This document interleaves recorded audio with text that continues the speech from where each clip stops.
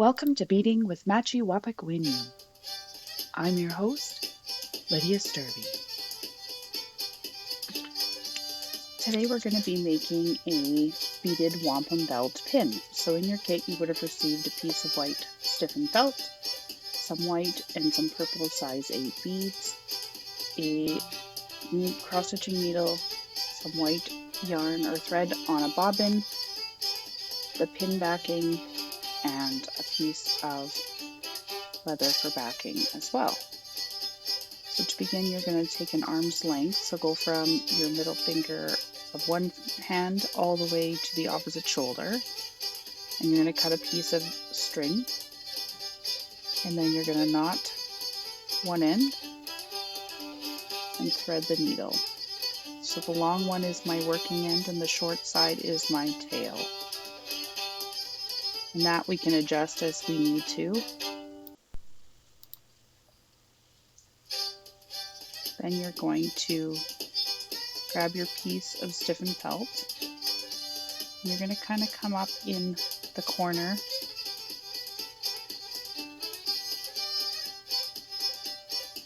close to the left bottom. And you're going to grab 4 white beads.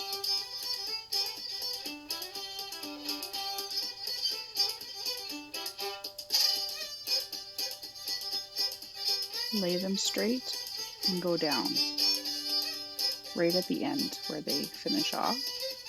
Now when you pull that tight, you see that they're a little bit loose still. So you're going to come up between beads 2 and 3 of your 4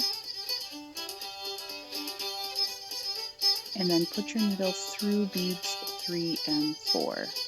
So you're not going down yet.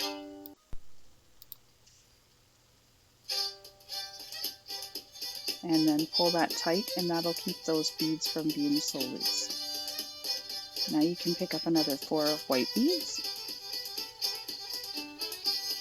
slide them all the way down, and try to make sure your line is straight, and go down right at the end of where those 4 beads end. Come up between beads 2 and 3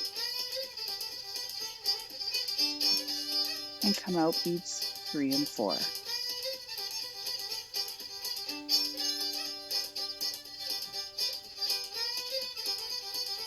And that is your first line.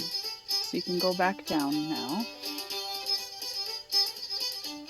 and if you come up right next to it, imagine where the center of your next line would be. Now you're going to put on 4 purple beads.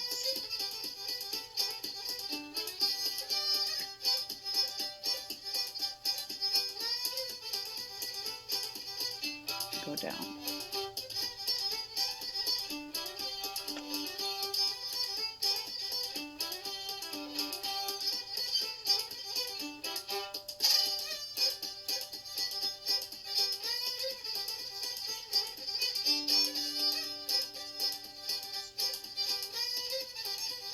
And you're going to continue with another 4 purple beads. You're going to do another row of white, purple, white to finish off your wampum belt.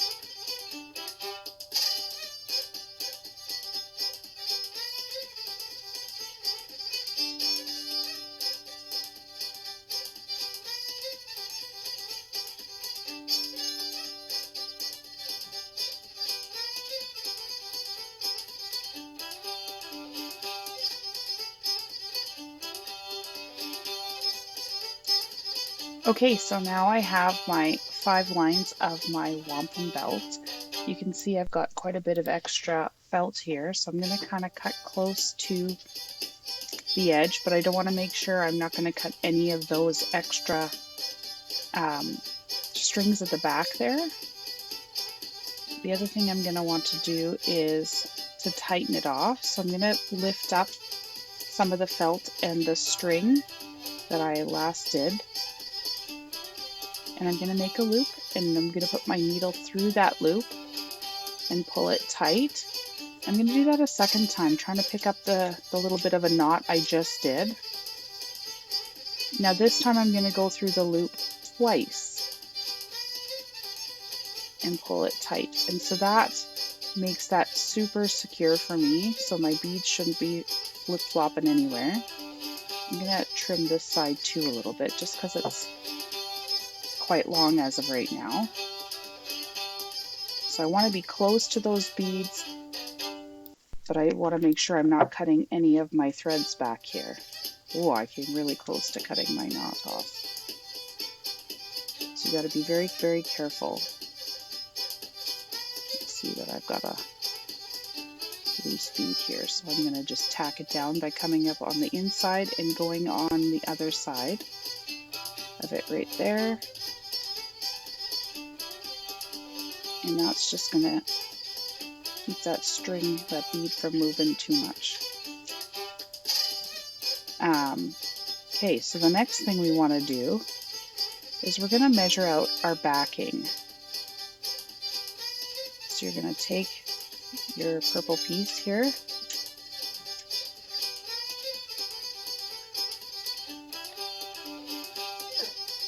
I'm going to line mine up, and then I'm just going to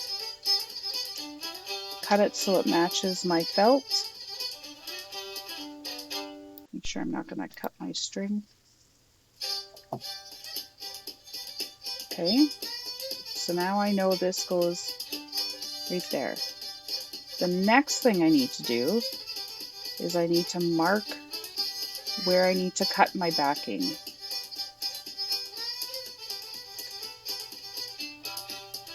Okay, so if I hold this on here, I'll grab my pen. I don't want it on the very edges. I kind of want it on the inside of the round and the inside of the two big pieces. Okay. Then if I fold this in half, I can put just a tiny little slit at each of those places. Okay, so you can see I've made 2 little holes there. Now I'm going to open this up.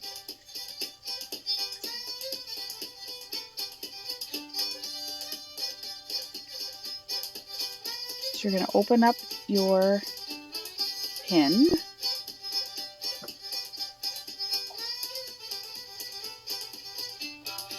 Next, you're going to put your sharp piece through one of the holes.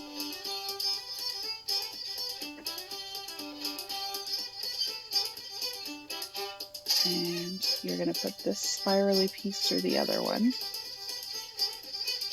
And just push it right through. And now, so while you're doing your edging, you don't want to get poked. Make sure you close off your pin. Okay? And that's kind of that.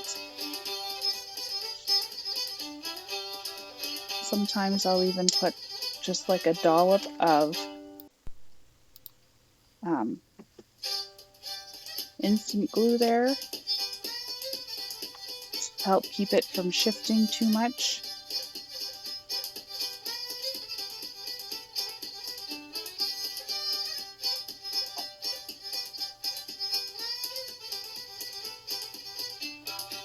Okay,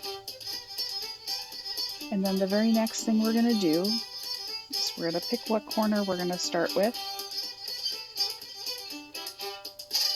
I mean, it doesn't even have to be a corner, you can kind of come out wherever, but you're going to come out the leather, so coming out the backing here. Okay, Now I'm going to grab one bead and go from back to front through the leather and the felt.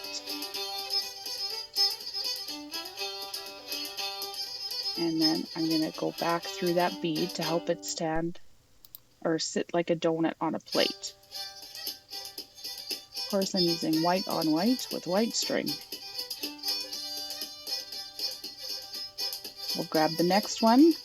So I prefer to go back to front, but at this point you can kind of go either way. So I'll show you front to back. Might be easier with the felt and the leather.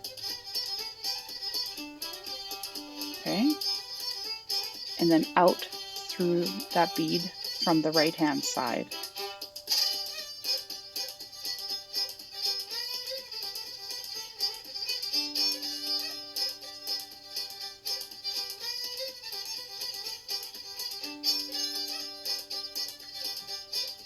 Back, out through the bead. You're going to just do that all the way around the edge.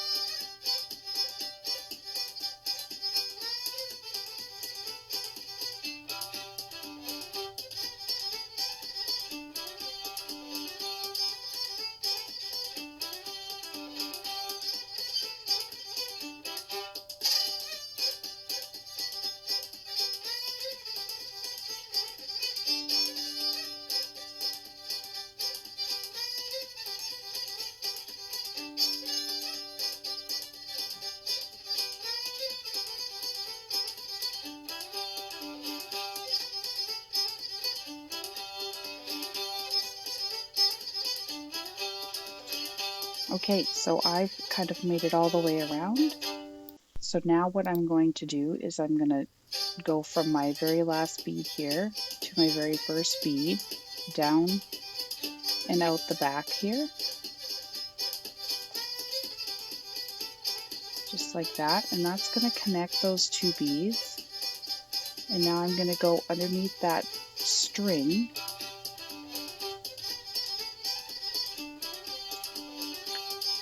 so I'm going to go under that string, grabbing a little bit of the leather with it.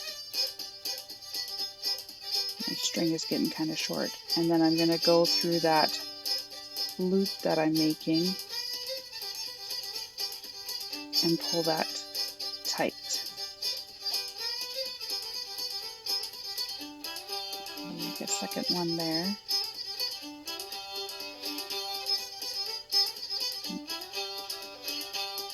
My string is so short. It is. Letting go. So I'm going to try to thread it while it's in position to just pull through.